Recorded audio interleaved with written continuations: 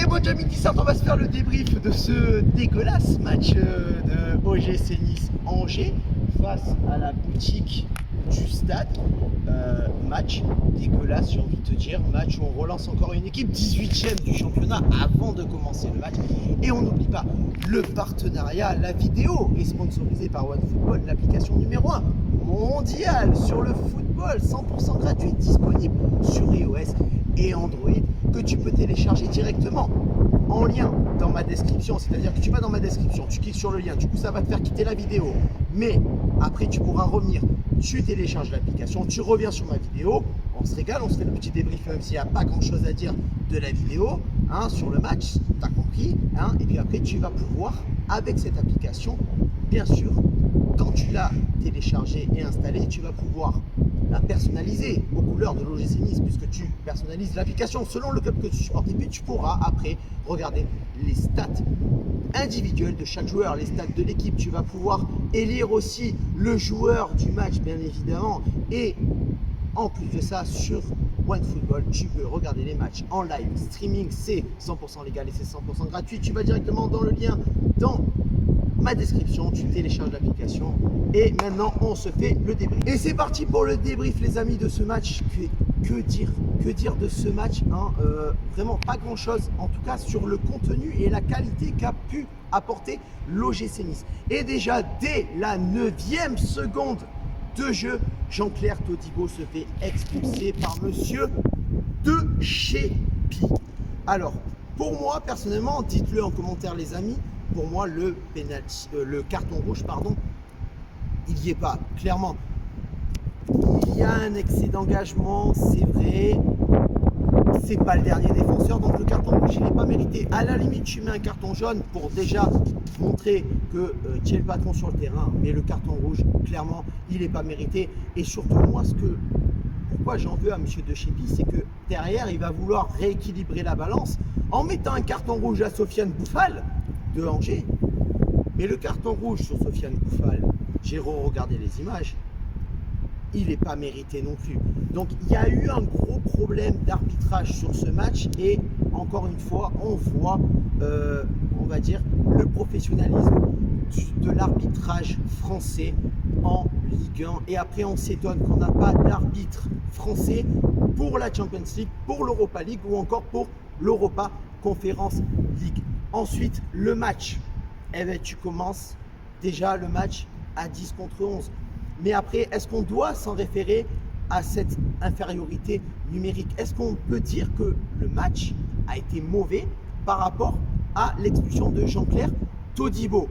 Je pense que non. Oui, ça a joué, c'est un fait du match. Ça a joué sur, bien sûr, la mentalité et puis sur l'impact, on va dire, psychologique de chaque joueur, que ce soit pour les joueurs de l'OGC Nice ou pour les joueurs de Angers. Bien évidemment, Angers va vouloir enfoncer le clou directement et mettre de l'impact dans le jeu pour tuer les Niçois. Et nous, à jouer à 10 contre 11 dès la 9e seconde de jeu, évidemment, ça nous met un coup au moral. Mais d'autre part, je pense que le fait qu'on ait mal joué ce soir, cet après-midi en tout cas, ne dépend pas du carton rouge de Jean-Claire Todibo. Je pense que ça dépend plutôt des capacités physiques, des capacités techniques, de l'intelligence de jeu de chaque joueur qui n'a pas été au niveau ce soir. On joue en Ligue 1, les gars, on ne joue pas en National, on n'est pas l'AS Cannes, on n'est pas Lyon-la-Duchère. Avec tout le respect que j'ai pour Lyon-la-Duchère, parce que je n'ai pas de respect pour l'AS Cannes bien évidemment, mais avec tout le respect que j'ai pour Lyon-la-Duchère, on est une équipe de Ligue 1 les gars. Donc, non, pour moi, le carton rouge de Jean-Claire Todibo n'explique pas le fait qu'on ait mal joué ce soir. Comment tu peux expliquer que pendant quasiment 70 minutes, tu n'arrives pas à aller de l'avant, tu ne proposes pas de solution, tu n'arrives pas à créer de l'espace, à créer de la profondeur et surtout tu marches sur le terrain. Tu marches, tu cours pas, tu marches. Le rouquin là, le rouquin. Non, parce qu'il y en a, j'ai vu sur les réseaux sociaux qu'on dit que le rouquin il a été bon. Quand je parle du rouquin, je parle de Melvin. Melvin de son prénom, Bard de son prénom. Il a été mauvais. Je suis désolé. Melvin Bard. Pépé, est-ce qu'on parle de Pépé? Aucun appel. aucune profondeur. Et puis, dans tout ça, tu n'as aucun joueur capable d'apporter du soutien à l'équipe pour monter ensemble vers l'avant. Et si ce qui nous fait défaut dans ce match, c'est le soutien, c'est l'appel et c'est la profondeur. Et c'est surtout, au-delà de tout ça, ah, va te faire soigner là! Au-delà de tout ça, moi, ce qui m'a dérangé dans ce match, c'est l'envie. C'est l'envie de jouer, c'est l'envie de gagner. Et encore une fois, on est obligé de se prendre un rouge, de se prendre un but, de batailler pendant une mi-temps, voire 1 heure de jeu pour se réveiller. Parce que une fois que Sofiane Bouffal se prend le rouge, Lucien Favre fait ses changements et là on commence à jouer. Mais tactiquement, est-ce qu'on ne peut pas dire que Lucien Favre, et ça je l'ai dit depuis le début de la saison, est-ce que Lucien Favre n'est pas cuit?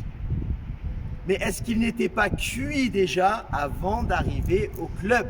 Du coup il est cuit-cuit. Du coup il est cuit-cuit. Il est cuit-cuit. Donc sur ce match, il n'y a rien qui n'allait. Défensivement, c'était laborieux. Quand tu vois qu'un joueur d'Angers est capable d'éliminer 1, 2, 3 défenseurs niçois avant d'aller au bout de son action, je trouve ça déplorable pour le niveau de jeu qu'on est censé représenter en Ligue 1. On est censé marcher après Paris, après Marseille, après Monaco. On est censé marcher sur la Ligue 1. Mais tout le monde nous marche dessus, tout le monde nous pisse dessus et tout le monde nous crache dessus. Et ça ne fait rien à l'ensemble de l'équipe de l'OGC Nice. On se fait pisser dessus par toutes les équipes de Ligue 1 entre la 14e et la 20e place. Ça dérange personne. Je pense qu'au-delà du schéma tactique de Lucien Favre qui ne va plus, qui ne correspond plus et que je pense que ce n'est pas l'entraîneur adapté à notre équipe, au-delà de tout ça, au-delà aussi des joueurs qui ne sont pas compatibles ensemble, comment tu peux aligner un Laborde, un Delors et un Pépé et un Sofiane Diop ensemble? Je pense que pour moi, ce n'est pas possible. Le mercato n'a pas été fait selon les envies de Lucien Favre, mais selon les envies et le côté financier du club. Et maintenant, tu en payes les résultats. Tu ne peux pas, on a une attaque de folie, mais tu ne peux pas les aligner ensemble. Ce n'est pas possible. Ils ne sont pas compatibles, mis à part un Delors et un Laborde en pointe tous les deux. Mais basta, après tout ça, tu ne peux pas aligner ces joueurs ensemble. Ce n'est pas possible. Ils ne sont pas compatibles, ils ne sont pas complémentaires. C'est comme quand tu alignes un Benzema, un Mbappé et un Griezmann en équipe de France. Ils ne sont pas compatibles, les trois, sur la même ligne. Ici, c'est pareil pour Laborde, Delors, Pépé et Diop. Pépé que ce soir, j'ai envie d'appeler Papy. Oh, c'est pas joli ça. Ça vole la blague. J'ai envie d'appeler Pépé Papy, parce que on tape beaucoup sur Schmeichel qui fait des mauvaises prestations, qui n'arrive pas à arrêter ses buts, qui est mauvais dans la relance, qui n'a pas la main assez ferme. Mais que peut-on dire de Pépé? Mais que peut-on dire aussi de l'ensemble de l'équipe ce soir? Pépé, le rouquin, Melvin Bard évidemment, Sofiane Diop qui n'est pas à la hauteur des attentes pour 22,5 millions au mercato estival. Je suis désolé, tu n'es pas à la hauteur de nos attentes en tout cas. Ça se voit que tu viens de Monaco, effectivement. Mais au-delà de tout ça, pour moi, les deux joueurs qui sauvent l'équipe ce soir et grâce à qui on peut maintenir un résultat, on va dire à 1-0, c'est Mario Lemina et Marcin Bulka. Parce qu'au-delà de ça, Marcin Bulka se prend le but. Certes, c'est vrai les gars, mais par contre derrière, à la relance, il est bien meilleur que Kasper Schmeichel. Et surtout, il fait des arrêts décisifs dans ce match. Donc voilà les gars, qu'est-ce que tu peux dire de plus sur ce match? Parce que j'ai l'impression de me répéter très souvent ces derniers temps. Mais que se passe-t-il au sein du club depuis, pas depuis le début de la saison, depuis 8 mois, depuis janvier 2022? Que se passe-t-il au sein du club? Plus rien ne va. Il n'y a plus de... C'est plus coordonné, c'est plus organisé. Il n'y a plus rien qui va. Et le club part à la dérive. on n'arrive pas à gagner des équipes qui sont 18e du championnat actuellement.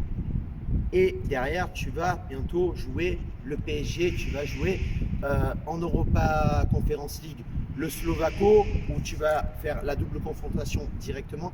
Qu'est-ce que ça va donner?